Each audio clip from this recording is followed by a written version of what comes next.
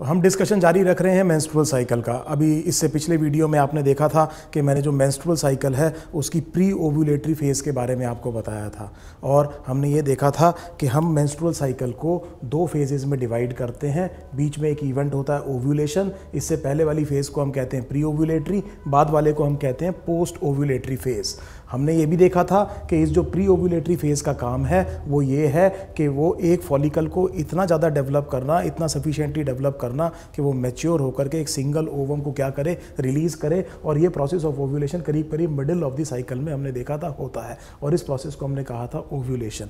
और इसीलिए हमने देखा था कि ये जो हाफ है मेंस्ट्रुअल साइकिल का, that will be under the predominant control of the gonadotropins. और गोनाडोट्रोपिन्स दो होते हैं, LH और FSH, और ये हार्मोन्स प्रोड्यूस करता है एंटीरियर पिट्यूटरी। सो हम एक बार इस प्री ओव्यूलेटरी फेज में जो साइक्लिक इंटरप्ले है, जो साइक्लिक इंटरप्ले हार्मोन्स के बीच में है, हार्मोन्स कौन से, गोनाडोट्रोपिन्स और गोनाडल हार्मोन्स के बीच में, जैसा हमने देखा था कि किसी भी हार्मोन का लेवल बिल्कुल एक स्टैंडर्ड लेवल पे या एक कांस्टेंट लेवल पे कभी भी कोई हार्मोन प्रोड्यूस नहीं होता है। कभी कोई हार्मोन ज़्यादा, कभी कोई कम, कभी नेगेटिव फीडबैक है, कभी पॉजिटिव फीडबैक है। तो वो जो हमने कॉम्प्लेक्सिटी देखी थी, एक बार मैं चाहूँगा कि हम उसको एक बार रिवाइज करें। So let us look at the diagram of the menstrual cycle and try to revise what we have learn so far. So अगर आप बड़े ध्यान से देखें तो ये जो पार्ट है, ये पार्ट प्री ओव्यूलेटरी फेज है। अगर आप ऊपर देखें तो ये फॉलिकल की डेवलपमेंट हो रही है। हमने पहले ही कहा कि इस प्री ओव्यूलेटरी पार्ट का काम ये है कि किसी एक फॉलिकल को इतना ज़्यादा डेवलप करना कि वो मैच्योर हो जाए। मैच्योर फॉलिकल को आप कहेंगे ग्राफियन फॉलिकल, और उसमें से एक सेकेंडरी oocyte रिलीज़ हो पेल्विक कैविटी में, और फिर ये सेकेंडरी oocyte कहाँ पहुँचे, फेलोपियन ट्यूब में। इस प्रोसेस को आपने कहा है ओव्यूलेशन, और ये इवेंट प्री ओव्यूलेटरी फेज़ में होने थे। और अगर आप बड़े ध्यान से देखें तो ये हार्मोन्स हैं जिनकी मैं बात कर रहा हूँ। ये जो ग्रीन कलर का ग्राफ है ये LH है, लेकिन जो हम सबसे पहले बात करेंगे FSH की, जिसकी प्रेजेंस में फॉलिकल्स की डेवलपमेंट शुरू होती है। ये जो ब्लू कलर में आप ग्राफ देख रहे हैं, ये ग्राफ जो है ये बेसिकली FSH है, और ये FSH आप देख रहे हैं जस्ट बिफोर ओव्यूलेशन थोड़ा सा इसमें लेवल क्या हुआ है, इंक्रीज हुआ है। और अगर आप ये हल्के ग्रीन कलर में देखें, light green colour, this is LH, और just before ovulation this is called as the LH surge. इसको हमने क्या था, LH सर्ज कहा था। और ये जो LH सर्ज था ये पिवटल था rupture of the Graafian follicle के लिए and release of the secondary oocyte, जिसे हमने कहा oogenesis। और तीसरा हार्मोन अगर आप देखें तो ये ईस्ट्रोजन है जो येलोइश लाइन में है, और अगर आप देखें इसमें हमने देखा था करीब 6 दिन से आना शुरू हुआ था, और इसको बनाना शुरू किया था फॉलिकल ने। और फॉलिकल में जो ग्रेनुलोसा सेल्स थे जिनके ऊपर LH ने एक्ट करके उन्हें ग्रेनुलोसा ल्यूटीन सेल्स में कन्वर्ट कर दिया था। और आप ये देख रहे हैं कि शुरू में आप ये देखिए जब ईस्ट्रोजन का लेवल बढ़ रहा है तो इनका लेवल क्या हो रहा है, FSH का लेवल क्या हो रहा है, कम हो रहा है। ये नॉर्मल नेगेटिव फीडबैक है। लेकिन just before ovulation there is a positive feedback. जब ईस्ट्रोजन अपनी पीक पर है तो आप देख रहे हैं LH और FSH दोनों का लेवल इंक्रीज हुआ है, जिसकी वजह से ग्राफियन फॉलिकल क्या हुआ, रप्चर हुआ, और ये सेकेंडरी oocyte कहाँ पहुँच गया है, फेलोपियन ट्यूब में। इतनी बात मैं डिस्कस कर चुका हूँ। अब हमें देखना ये है कि ये जो पोस्ट ओव्यूलेटरी फेज है, ये जो पोस्ट ओव्यूलेटरी फेज है, इसमें हमें ये अगर सेकेंडरी oocyte जो फेलोपियन ट्यूब में पहुंचा है, अगर ये फर्टिलाइज हो गया तो इसको इम्प्लांटेशन के लिए हमें यूट्राइन एंडोमेट्रियम को तैयार करना है। So the basic function of the post ovulatory phase will be to prepare the uterine endometrium for implantation. Implantation जो होगा वो डेवलपिंग एम्ब्रियो का wall of the endometrium. Endometrium अगर आपको याद आ रहा है was the inner most lining of the uterine cavity, और वहाँ पर वो इम्प्लांटेशन होना है। So I hope this is absolutely clear. So हम जो अब बात कर रहे हैं वो पोस्ट ओव्यूलेटरी फेज की बात कर रहे हैं। यहाँ पर हम देख चुके हैं कि क्या रिलीज हो चुका है, सेकेंडरी oocyte। अब इधर देखिए बड़े ध्यान से, मैंने आपसे ये कहा था कि LH को हम ल्यूटिनाइजिंग हार्मोन इसलिए कहते हैं क्योंकि वो नॉर्मल सेल्स को ल्यूटीन सेल्स में कन्वर्ट कर देता है, और जो ल्यूटीन सेल्स हैं वो सेल्स हाईली सिक्रीटरी होते हैं। और हमारा जो ग्राफियन फॉलिकल था जिसमें रप्चर हुआ और जिसमें हमने देखा था क्यूमुलस oophorus की तरफ से यहाँ से कुछ क्या रिलीज हो गया था, सेकेंडरी oocyte। और रप्चर्ड ग्राफियन फॉलिकल, इसमें बहुत सारे सेल्स थे, और इन सेल्स के ऊपर कौन एक्ट कर चुका है, LH। और LH इस रप्चर्ड ग्राफियन फॉलिकल को बना देगा एक मास ऑफ ल्यूटीन सेल्स, वो मतलब highly secretory structure. This structure will be remaining back in the ovary. ये स्ट्रक्चर किस में होगा, ओवरी में होगा, and it will be a mass of lutein cells. It will be a mass of lutein cells, or I can use the word it will be a body of lutein cells.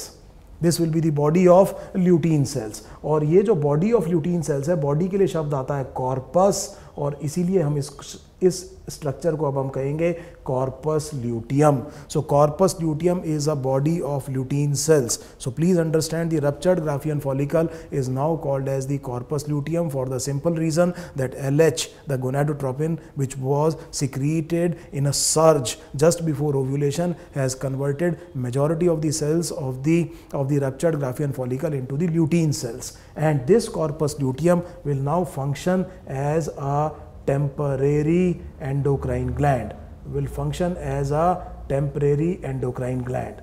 So हमने ये कहा कि ये जो corpus luteum है ये एक temporary endocrine gland की तरह काम करेगा, और इसके जो सेल्स हैं वो सिक्रीट करेंगे large amount of progesterone, and they also secrete some amount of oestrogen. Now let us be absolutely clear, the predominant hormone in the luteal phase will be progesterone. Make no mistake about it. मैंने आपसे फिर कहा कि corpus luteum दोनों hormone produce कर रहा है, progesterone भी और कॉर्पस ल्यूटियम भी. लेकिन अगर मुझसे एक ही चीज़ पूछी जाएगी कि कॉर्पस ल्यूटियम मेनली सिक्रीट्स या कॉर्पस ल्यूटियम सिक्रीट्स भी अगर क्वेश्चन आ जाए, तो मेरा पहला आंसर क्या होना चाहिए? प्रोजेस्टेरॉन. तो हम ये देख रहे हैं कि कॉर्पस ल्यूटियम बहुत ज़्यादा मात्रा में क्या प्रोड्यूस करेगा? प्रोजेस्टेरॉन. लेकिन थोड़ी सी क्या प्रोड्यूस करेगा? ईस्ट्रोजन को भी प्रोड्यूस करेगा. I hope you are getting this absolutely clearly.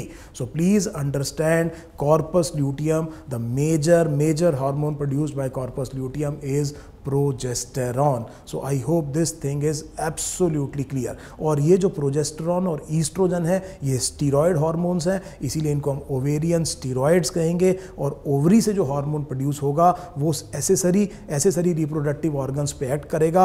अब हम ये एंटीसिपेट करते हैं कि जो प्रोजेस्टेरॉन और ईस्ट्रोजन है ये एसेसरी डक्ट्स पे, जैसे for example uterus, fallopian tube, cervix, vaginum, इनके ऊपर क्या करेगा? अपना असर डालेगा. फिर मैं आपको याद दिला दूं, जो गोनाडोट्रोपिन्स हैं उनके नाम से ही मुझे पता चलता है कि LH और FSH अगर एक्ट करेंगे तो वो गोनैड्स पर एक्ट करेंगे, और गोनैड्स का मतलब हो गया कि मेल में टेस्टिस और फीमेल में ओवरीज पे एक्ट करेंगे. It will be the gonadal hormones that will be acting on the uterus. I hope this is absolutely clear. So ये बात मुझे बहुत अच्छे से समझ में आ गई. एक और क्वेश्चन बड़े ध्यान से समझिए. आपको ध्यान है कि सबसे पहले जब LH आया था तो उसने ग्रेनुलोसा सेल्स को ल्यूटीन सेल्स में कन्वर्ट किया था, और इन ग्रेनुलोसा सेल्स ने क्या सिक्रीट करना शुरू किया था? ईस्ट्रोजन. और वो ईस्ट्रोजन एंट्रल फ्लूइड में, जो एंट्रम जो कैविटी थी वेसिकुलर फॉलिकल की या टर्शरी फॉलिकल जिसे हमने कहा था, उसमें क्या हो रहा था? इकट्ठा होना शुरू हो गया था. This is absolutely clear. तो हमें ये पता है कि what is the source of oestrogen. अब ये जो LH है ये और FSH है ये जाकर के कर रहे हैं किसके ऊपर? थीका सेल्स के ऊपर. और थीका सेल्स एक प्रीकर्सर प्रोड्यूस करते हैं प्रोजेस्टेरॉन का, जिसको ग्रेनुलोसा ल्यूटीन सेल्स प्रोजेस्टेरॉन में कन्वर्ट करते हैं. I hope it is absolutely clear. So now the corpus luteum is secreting what is called as progesterone. So corpus luteum क्या produce कर रहा है? प्रोजेस्टेरॉन प्रोड्यूस कर रहा है. मैं इस डायग्राम के ऊपर दोबारा जाने की कोशिश कर रहा हूं. आप इस डायग्राम को दोबारा देखिए. ये जो डार्क ग्रीन कलर की जो लाइन है ये प्रोजेस्टेरॉन है. ये progesterone just before ovulation secrete होना शुरू हुआ है.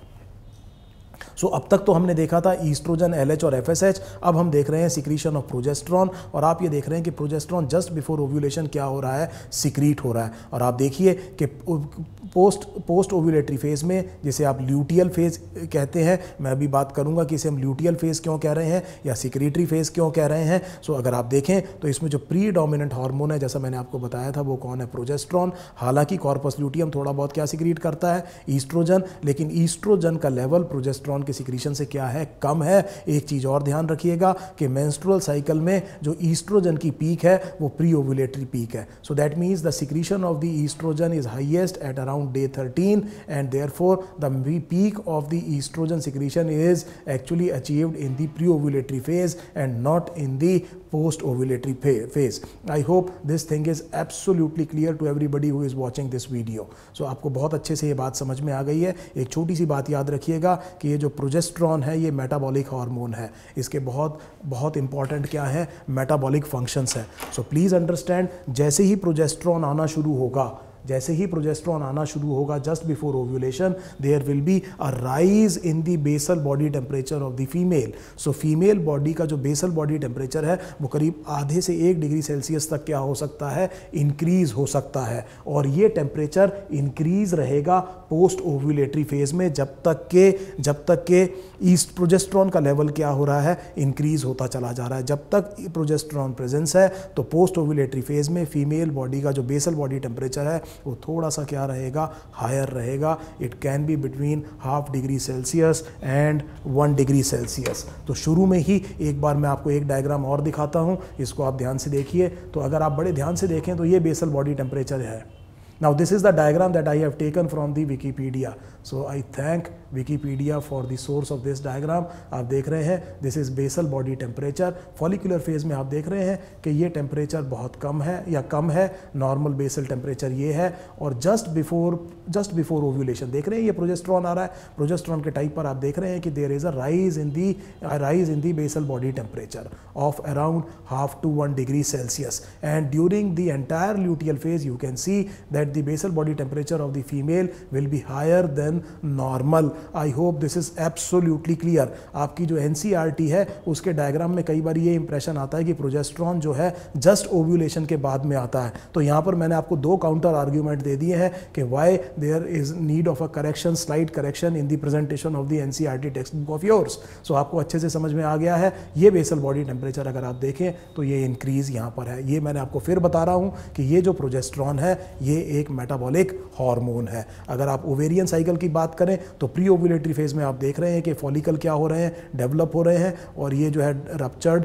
अब ये क्या हुआ है, ग्राफियन फॉलिकल रप्चर हुआ, ये सेकेंडरी oocyte रिलीज हुआ है। और अब हम देख रहे हैं कि ये कॉर्पस ल्यूटियम है। ये कॉर्पस ल्यूटियम जो कहाँ रह गया था, ओवरी में रह गया था। इसका हम देखेंगे क्या होगा। अगर मैं यूट्राइन की लाइनिंग को देखूं तो जैसा मैंने आपको बताया था कि यहाँ पर एंडोमेट्रियम शेड हुआ था, this was the menstrual flow. उसके बाद में एंडोमेट्रियम रीजनरेट हुआ था because of the oestrogen, this will be the proliferative phase. यहाँ पर हमने कहा ओव्यूलेशन हुआ है। और अब अगर आप देखें तो प्रोजेस्टेरॉन और ईस्ट्रोजन इसको बहुत ज़्यादा वास्कुलर और सिक्रीटरी बनाते चले जाएंगे। This will be the development of the lining of the uterine endometrium under the influence of the gonadal steroids namely progesterone and oestrogen. And as you can see this is the secretory phase. So मेरे ख्याल से आपको ये बात अच्छे से समझ में आ गई है। अगर हम इधर बात करें अब तो अगर हम देखें तो अब हमें इतना बात समझ में आई कि हमने जो पोस्ट ओव्यूलेटरी फेज़ है उसको सिक्रीटरी या ल्यूटियल फेज़ कहना शुरू किया है। इसको ऐसा इसलिए कह रहे हैं क्योंकि यहाँ पर प्रीडोमिनेंटली जो फंक्शन करेगा वो करेगा कॉर्पस ल्यूटियम। और ये corpus luteum is a body of lutein cells and therefore I am calling this phase as luteal phase. दूसरी चीज़ मैं आपको बता चुका हूँ कि LH जो है वो नॉर्मल सेल को कन्वर्ट करता है ल्यूटीन सेल्स में। और इस ल्यूटीन सेल्स का मतलब ये है कि these cells are highly secretory and therefore this phase will also be called as secretory phase. Or it is not a rocket science to understand that this will be also called as the post ovulatory phase because this is following the process of what is called as the release of the secondary oocyte from the ruptured Graafian follicle or otherwise also called as ovulation. So ये नाम अब synonymous हो गए। ये phase post ovulatory, luteal और क्या है, secretory phase है। इस phase में मैंने देख लिया है कि प्रोजेस्टेरॉन प्रीडोमिनेंट हार्मोन है और प्रोजेस्टेरॉन का प्रीकर्सर बनाया था किसने, थीका सेल्स ने। और उस प्रीकर्सर को प्रोजेस्टेरॉन में कन्वर्ट किसने किया था, ग्रैनुलोसा ल्यूटीन सेल्स ने। सो that means this is absolutely clear. Granulosa cells पहले ही क्या बना रहे थे, ईस्ट्रोजन, और अब वो क्या बना रहे हैं, प्रोजेस्टेरॉन भी बना रहे हैं, हालांकि वो प्रीकर्सर को फाइनल फॉर्म में कन्वर्ट कर रहे हैं। This thing is absolutely clear. अब हम इस पोस्ट ओव्यूलेटरी फेज की बात करते हैं। हमने ये कहा कि ये जो प्रोजेस्टेरॉन है वो जस्ट बिफोर ओव्यूलेशन आया और ये लार्ज अमाउंट में कौन सीक्रीट कर रहा है, कॉर्पस ल्यूटियम। कॉर्पस ल्यूटियम बहुत सिग्निफिकेंट अमाउंट में क्या प्रोड्यूस कर रहा है, प्रोजेस्टेरॉन। और हम जो मेंस्ट्रुअल साइकिल की बात कर रहे हैं, हम बात कर रहे हैं एक आइडियल मेंस्ट्रुअल साइकिल की जिसमें ड्यूरेशन क्या है, 28 डेज, और ओव्यूलेशन क्या हो रहा है, डे 14 पर हो रहा है, 14th डे पर। हालांकि मैंने आपसे कहा था कि इसमें बहुत सारी वेरिएशंस मिलेंगी, लेकिन हम एक आइडियल मेंस्ट्रुअल साइकिल को यहाँ पर डिस्कस कर रहे हैं। और हम ये देखेंगे कि करीब डे 22 तक डे 22 तक आप ये देखेंगे कि प्रोजेस्टेरॉन का लेवल काफ़ी ज़्यादा क्या होगा, इंक्रीज होगा। ये प्रोजेस्टेरॉन प्रोड्यूस कर रहा है कौन, कॉर्पस ल्यूटियम। और इस टाइम पर आपने देखा था, हालांकि यहाँ पर ईस्ट्रोजन की पीक आई थी और ईस्ट्रोजन का लेवल क्या हुआ था, कम, लेकिन दोबारा इस ईस्ट्रोजन को कौन प्रोड्यूस करेगा, कॉर्पस ल्यूटियम। और थोड़ा सा ईस्ट्रोजन कौन प्रोड्यूस कर रहा है, कॉर्पस ल्यूटियम। और ये दोनों हार्मोन्स एक्चुअली काफ़ी अमाउंट में आ रहे हैं। फिर मैं मेरे ख्याल से चौथी पांचवी बार कह रहा हूँ कि अगर कॉर्पस ल्यूटियम कोई जना मेरे से पूछता है, ये जानते हुए भी कि कॉर्पस ल्यूटियम दोनों हार्मोन प्रोड्यूस करता है, प्रोजेस्टेरॉन और ईस्ट्रोजन प्रोड्यूस करता है, तो मुझे आंसर क्या लगाना है, प्रोजेस्टेरॉन लगाना है। अगर आप एग्जाम से आकर के मेरे से ये आर्ग्यूमेंट करते हैं कि कॉर्पस ल्यूटियम क्या प्रोड्यूस करता है, ईस्ट्रोजन प्रोड्यूस करता है, तो आप सच होंगे। अगर एग्जाम में एक क्वेश्चन आया कि कॉर्पस ल्यूटियम क्या प्रोड्यूस करता है और एक ही आंसर लगाना है और आप ईस्ट्रोजन लगाए, तो डेमोक्रेसी है, बिल्कुल लगा के आइए, लेकिन आपका सिलेक्शन होगा नहीं, ये बात तय है। एग्जामिनर आपके नंबर काट देगा। इसका आंसर क्या लगाना है, प्रोजेस्टेरॉन। मेरे ख्याल से इससे ज़्यादा साफ शब्दों में ये बात समझाई नहीं जा सकती है। अब इधर देखिए, इस टाइम पर हम बात करेंगे गोनाडोट्रोपिन्स की। सो गोनाडोट्रोपिन्स में हमने देखा था कि LH कम हो गया और अब ये LH के ऊपर नेगेटिव फीडबैक रहेगा और LH का लेवल क्या रहना चाहिए, कम रहना चाहिए। Same will hold true for FSH as well. FSH का लेवल भी क्या हुआ है, कम हुआ है। और धीरे धीरे आप क्या देखेंगे कि पोस्ट ओव्यूलेटरी फेज में FSH का लेवल भी नादिर या बिल्कुल नीचे रहेगा। This is very very important, please understand. ये जो गोनेडल स्टीरॉइड्स हैं, इनका नेगेटिव फीडबैक गोनाडोट्रोपिन्स पे, this is a very very important thing to happen. Please understand, अगर ये FSH और LH का लेवल यहाँ पर बढ़ गया तो ये फॉलिकल की डेवलपमेंट शुरू कर देंगे। और अगर ये सेकेंडरी oocyte अगर फर्टिलाइज हो गया, सो प्रेगनेंसी एस्टेब्लिश होगी और एक ऑनगोइंग प्रेगनेंसी के दौरान दूसरी प्रेगनेंसी हो सकती है। So what prevents a second pregnancy during an ongoing pregnancy? The answer would be the suppression this progesterone. ये जो प्रोजेस्टेरॉन और ईस्ट्रोजन है, ये क्या करते हैं, ये FSH और LH के नेगेटिव फीडबैक से इनका लेवल को क्या करते हैं, कम करते हैं, ताकि जब तक इस रिलीज्ड ओवम का फेट डिसाइड ना हो जाए, एक और ओवम डेवलप नहीं होना चाहिए। So what prevents second pregnancy during an ongoing pregnancy? The first hormone again would be progesterone, I hope this is absolutely clear. And during the entire secretory phase, what you will see that the LH and FSH hormones will not be secreted. So class 12 students, please understand कि मैं ये कह रहा हूँ कि for all practical purposes during the post ovulatory phase, the LH and FSH will not be secreted, and this is very important to prevent another pregnancy during an ongoing pregnancy. I hope this is absolutely clear.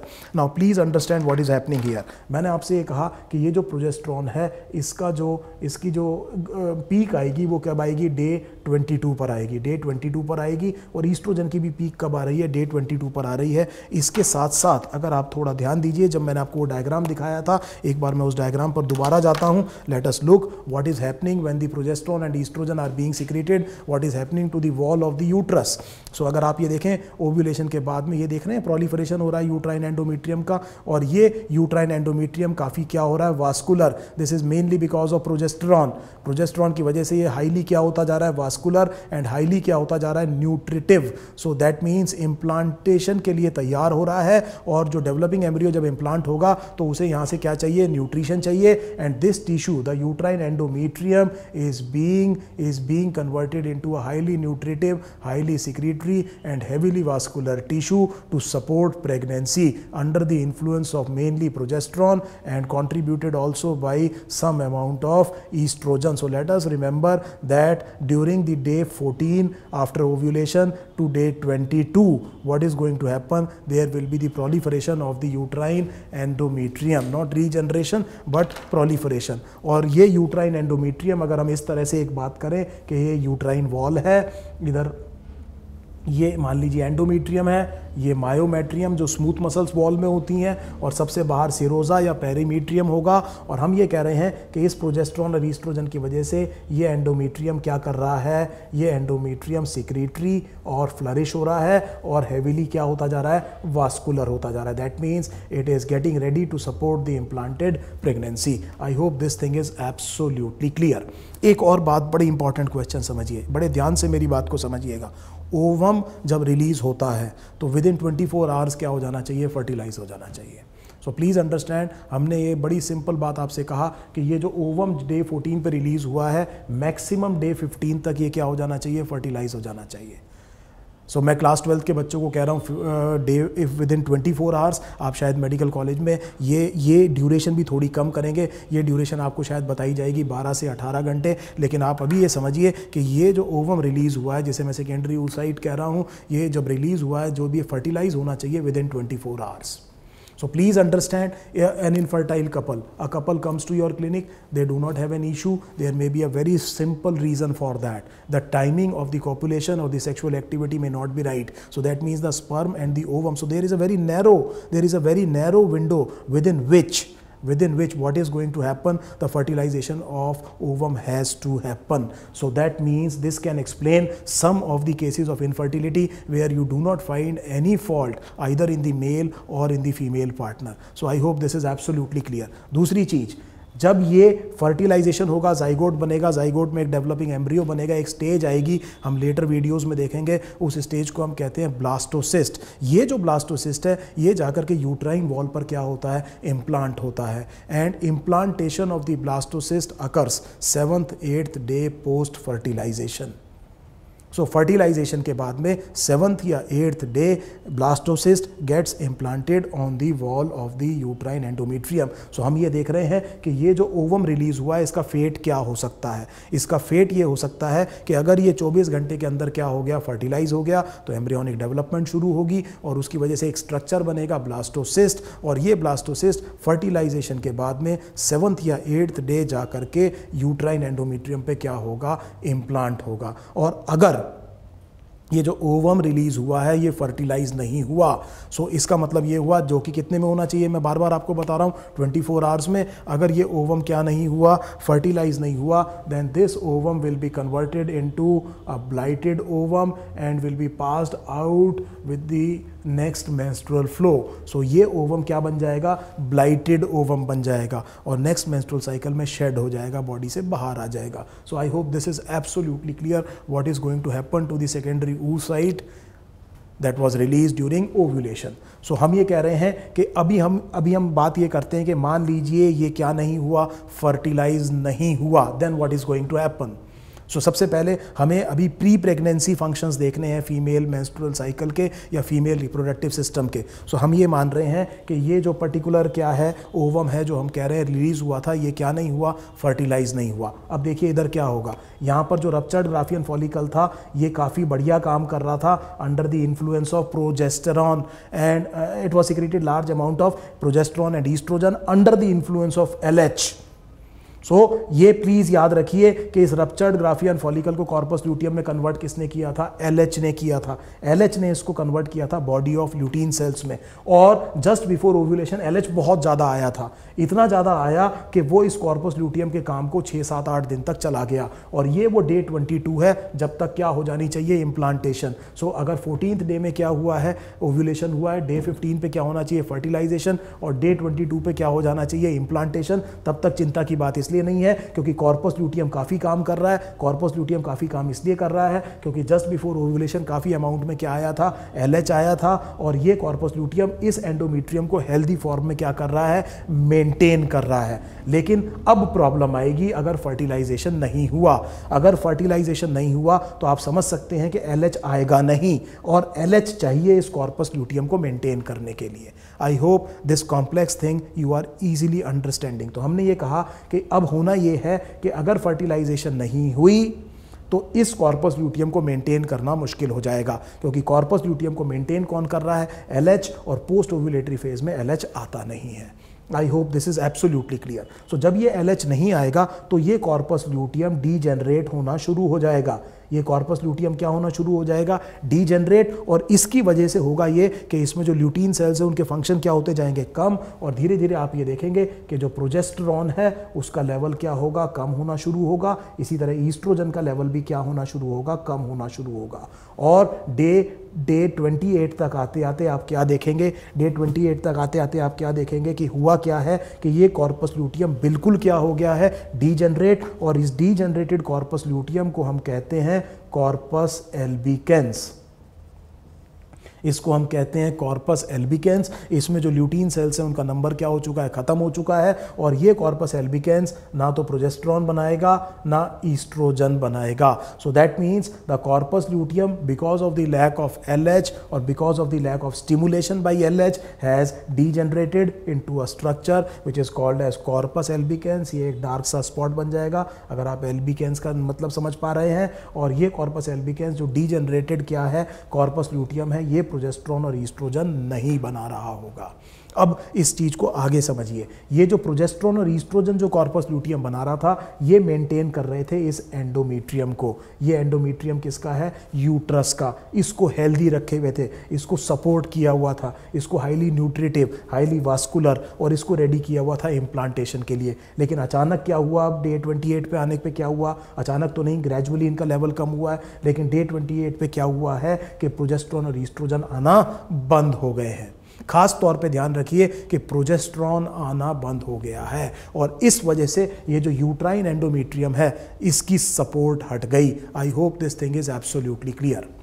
सो इस चीज़ को दोबारा देखते हैं। हमने ये कहा कि जब कॉर्पस ल्यूटियम डीजेनरेट हो जाएगा, किस में कन्वर्ट हो गया, कॉर्पस एल्बिकेंस में, तो वो क्या बनाना बंद कर देगा, प्रोजेस्टेरॉन मेनली, और साथ में क्या बंद कर देगा, ईस्ट्रोजन। लेकिन मेरा ज़्यादा ध्यान किस पर होना चाहिए, प्रोजेस्टेरॉन पर। और ये जो प्रोजेस्टेरॉन और थोड़ा बहुत ईस्ट्रोजन है, इन्होंने किसको मेंटेन किया हुआ था, यूट्राइन एंडोमेट्रियम को, और इस वजह से अब यूट्राइन एंडोमेट्रियम की सपोर्ट क्या हो गई है, हट गई है। नेचुरल सी बात है, क्या होना है, this uterine endometrium will be sloughed of.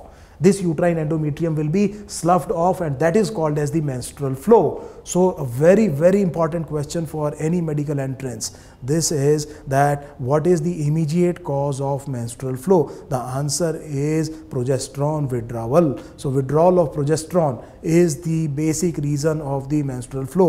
Let me add estrogen as well, but again I am saying the predominant role will be played by progesterone. So basically the normal menstrual flow can be more or less called as the progesterone withdrawal bleeding. So हमने ये कहा कि ये जो progesterone और oestrogen का withdrawal हुआ है, इसकी वजह से क्या हुआ है, यूट्राइन एंडोमेट्रियम शेड हुआ है। इसमें भी ज़्यादा इंपॉर्टेंट रोल किसने प्ले किया है, प्रोजेस्टेरॉन ने किया है। So I hope you have understood what is going to happen, and please understand the first day of the menstrual flow is considered as the first day of the menstrual cycle. So यहाँ पर next cycle शुरू हो जाएगी। So next cycle शुरू हो जाएगी, तो यहाँ पर क्या होना है, मेंस्ट्रुअल फ्लो होना है, और इस मेंस्ट्रुअल फ्लो के मतलब इसकी जो डे 1 है वो नेक्स्ट साइकिल शुरू हो गई है, and this is the day 1 of the next cycle because of the menstrual flow, because of the shedding of the uterine endometrium, and because of the withdrawal of the progesterone as well as oestrogen, because of the degeneration of the corpus luteum into corpus albicans, because of the lack of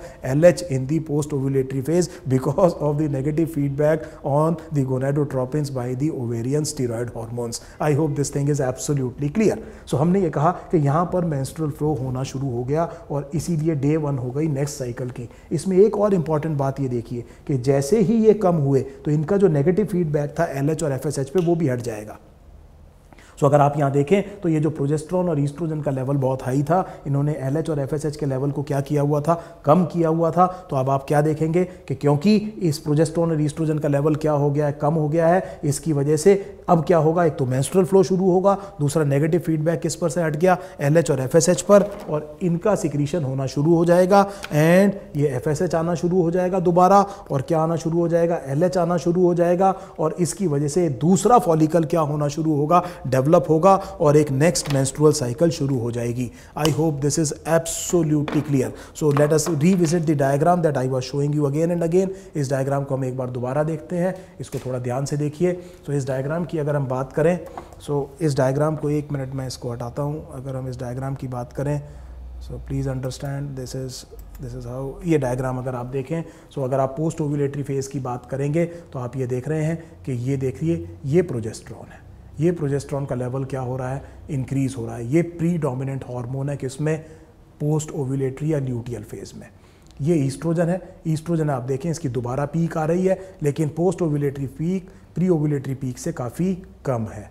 और ये day 22 के आसपास हम क्या देख रहे हैं कि इनकी पीक आई है। उसके बाद में कॉर्पस ल्यूटियम क्या होता जा रहा है, डीजनरेट होता जा रहा है, और कॉर्पस ल्यूटियम जब डीजनरेट होता जा रहा है तो इनका लेवल क्या होता जाएगा, प्रोजेस्टेरोन और ईस्ट्रोजन का कम होता जाएगा, और ये जो एंडोमेट्रियम फ्लरिश हुआ था इसकी सपोर्ट हट जाएगी और मेंस्ट्रुअल फ्लो स्टार्ट हो जाएगा। और नेक्स्ट साइकिल जब यहाँ पर शुरू होगी तो दो काम होंगे, day 1 of the menstrual flow will be the beginning of the next menstrual cycle, and there will be a release of the negative feedback. There will be no negative feedback inhibition of the gonadotropins, and the gonadotropins FSH and LH will start increasing. You can see यहाँ पर बढ़ते हुए दिखाई दे रहे हैं और ये आने शुरू हो जाएंगे, और ये देख रहे हैं आप FSH आ रहा है और ये LH आ रहा है, और नेक्स्ट साइकिल में एक नया फॉलिकल क्या हो जाएगा, डेवलप होना शुरू हो जाएगा। So I hope you have understood the events of the menstrual cycle. Events of the menstrual cycle आपको ढंग से समझ में आ गया है। लास्ट पॉइंट में आपको थोड़ा सा बात बता रहा हूँ मेंस्ट्रुअल फ्लो के बारे में। जो मेंस्ट्रुअल फ्लो है इसका जो अमाउंट है that is between 10 ml and 80 ml। So we are saying the amount of the menstrual flow would vary between 10 to 80 ml. This is considered as normal. This is considered as normal, and it is a combination. Half of it will be blood. Half of it will be blood. It will also contain the endometrial tissue. The endometrial tissue. It will also contain the cervix mucus. The mucus produced by the cervix, and it will also contain the vaginal secretions. So that means this is the combination of the menstrual flow. So menstrual flow में करीब करीब आधा part क्या होगा, blood होगा। बाकी इसमें मैंने आपसे कहा कि एंडोमेट्रियल टिश्यू हो सकता है, होता ही है, और सर्विक्स म्यूकस होता है, और वेजाइनल सिक्रीशंस होते हैं। Please understand this particular part, the menstrual flow, the blood also contains an enzyme which is called as plasmin. So मैंने जब आपको कार्डियोवास्कुलर सिस्टम पढ़ाया था तो हमने देखा था plasmin is also called as fibrinolysin. So plasminogen is converted into plasmin, or we can say that profibrinolysin is converted into fibrinolysin, and this enzyme does not allow the blood in the menstrual flow to clot. So normally the blood in the menstrual flow should not clot. The reason should be the presence of the plasmin. एक और छोटी सी बात याद रखिएगा, a decrease in menstrual flow would be called as oligmenorrhea, and an absence would be called as amenorrhea. So no menstrual flow would be called as amenorrhea, and painful menstrual flow would be called as dysmenorrhea. So I hope these terms are absolutely clear. This finishes the very important topic of this chapter of human reproduction, the menstrual cycle. इसको मैंने 3 videos में आपको मैंने दिखाया है। एक में मैंने इंट्रोड्यूस किया था, दूसरा मैंने आपको प्री ओव्यूलेटरी फेज पे एक वीडियो था, और तीसरा पोस्ट ओव्यूलेटरी फेज में। I will strongly advise you to watch the videos once or twice, attempt lot of questions. This is a very important topic for your NEET. One question is absolutely guaranteed from what we have discussed in these three videos. Thank you.